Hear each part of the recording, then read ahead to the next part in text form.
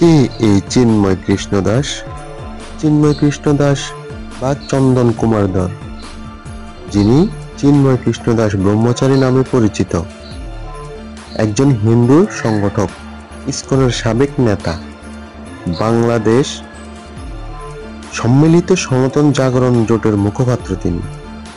তিনি চট্টগ্রামের হাটহাজারীর পুন্ডরিক ধামের অধ্যক্ষ। সাংগঠনিক শৃঙ্খলাভঙ্গের অভিযোগে 2024 সালের জুলাই মাসে তাকে ইসকন থেকে বহিষ্কার করা হয়। 2024 সালের 5ই আগস্ট একটি আন্দোলনের নেতৃত্ব দেন তিনি।